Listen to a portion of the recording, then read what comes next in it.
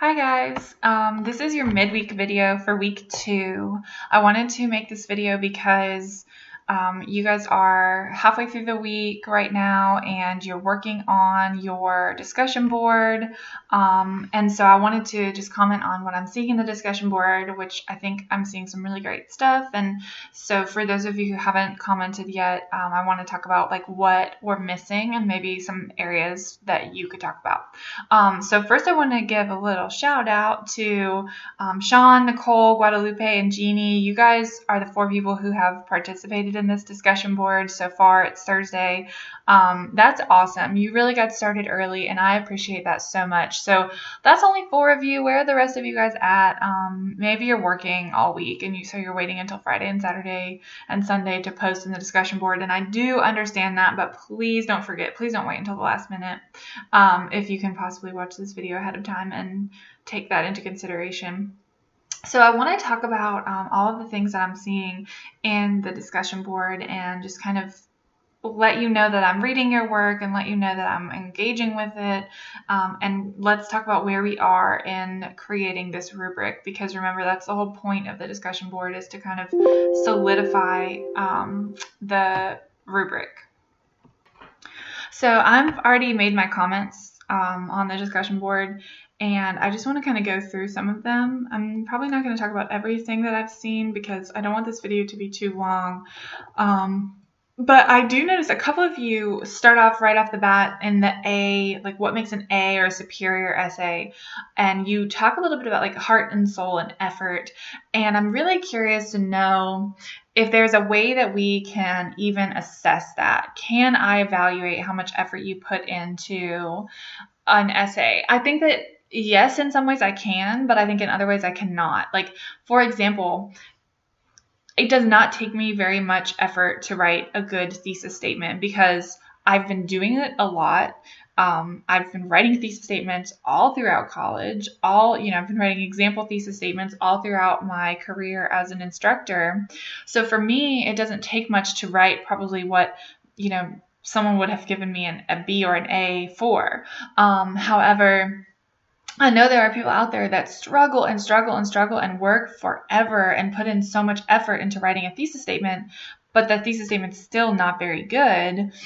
I can't really give any extra points for how hard someone would work. So is there a way that we can assess effort through writing? I mean, we would assume that an essay that is an A or a superior essay, someone has put in a lot of effort, but is it possible that someone could have put in very little effort because they're just naturally good at writing and still have an A or superior essay? So if there's something that you guys are feeling like maybe you want to talk about regarding that, if you haven't talked already in the discussion board, I would definitely be interested in hearing more about that topic.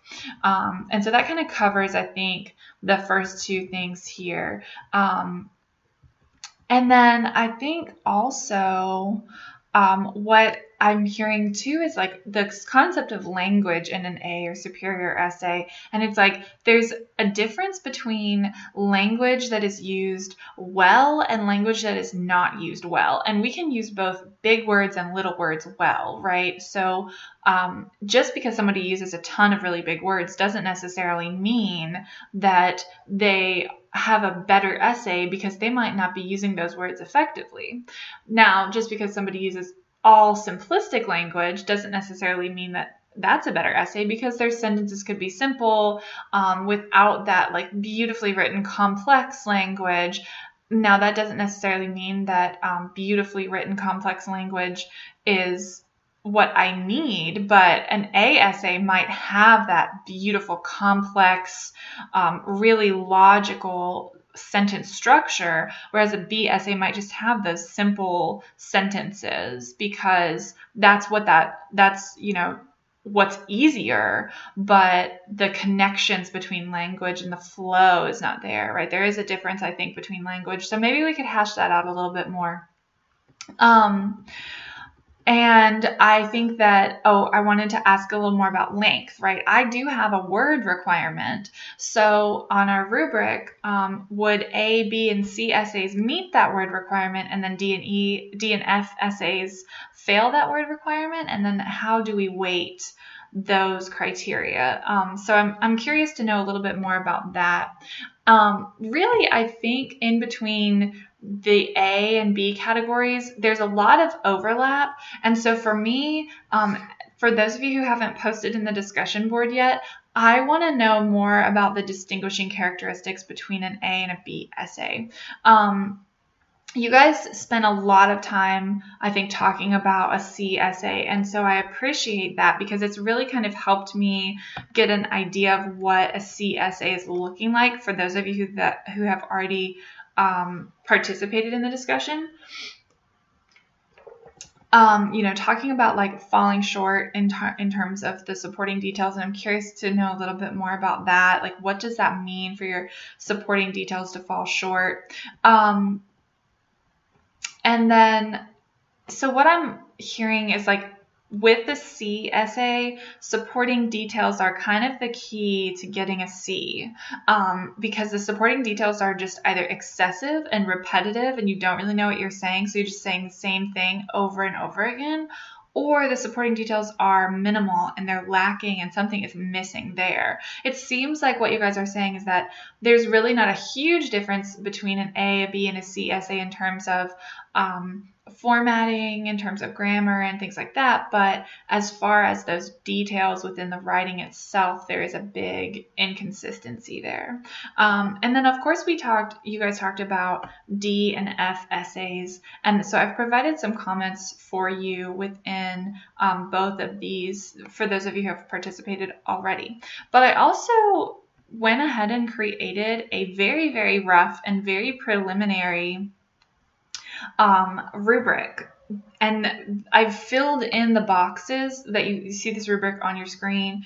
I filled in the boxes for things that have been discussed, but I want to talk about things that we haven't really talked about. So the difference between formatting for a C and a D essay, we didn't really address that. Like, what does formatting look like if you have a C essay? What does the formatting look like if you have a D essay?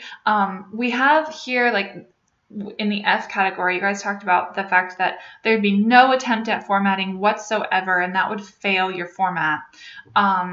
But we want to make sure that these criteria in our rubric are all different, because like I'm going to struggle down here with length, for example, meets requirement, meets requirement, meets requirement. I feel like this, if you meet the requirement, then you should get the A here. So I'm kind of working on how we'll figure that part out. If anyone has any suggestions in terms of length, I mean, it could just either be an A or an F. Like, you either meet the requirement or you don't. And there's no B, C, or D for this category, which is probably what we'll do. But unless someone, has another suggestion. And so maybe that's how we have to do it with formatting. I don't know. Maybe you can either have an A in format or you can F in format. I think there's definitely times where you've tried to do MLA formatting, but it's not perfect. So you don't have an A, but you definitely don't have an F. In terms of structure, you guys brought that up a lot, but I didn't really get any true details on what a structured essay looks like that is an A essay. Like, what does an A structure look like? What does a B structure look like? I heard in the C category that you guys said the structure is choppy for a C. What does that mean? I would like to know more about that. And then what about a D? What about an F? I think an F is like no structure. I think someone said at one point no structure at all, which I guess would look like there are no paragraphs. The essay is just like one hodgepodge blend of words floating around everywhere, getting crazy.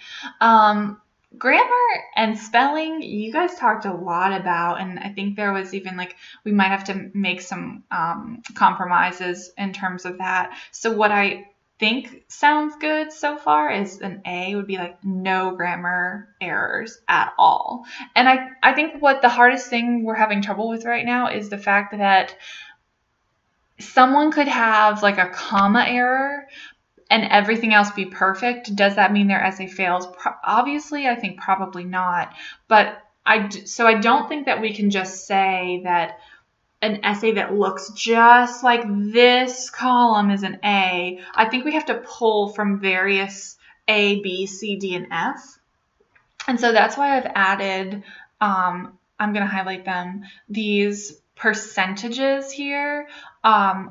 I think what we need to also talk about in our discussion, and I know I didn't really bring this up in the assignment instructions, but I hope that you'll watch this video and learn more about what I'd like you to bring up. But this concept of weight, right? So is it fair? I don't know, I'm asking. I don't have the right answer. Is it fair that if an essay has like 0 formatting, but everything else is in the A category, that it would fail or get a C because we're going to, bring it to the middle? I don't think so. So I think we need to talk about how much these categories are going to be weighted. And are there additional categories that we need to have? I don't know. You guys let me know. So like, is format weighted 10%? Is the thesis statement weighted 50%? I mean, the thesis statement is the controlling sentence of your whole essay. How much weight does that have in the essay? So I think that that's important as well, because I think that our rubric is taking shape here, but I don't think it's totally formed, and part of that is that we're missing some weight for these things here. I used to have a rubric that was point-based, but I really like where we're going in this direction. So some other things that I'm not really seeing a big difference between the A and B category on supporting details, transitions, and thesis statements.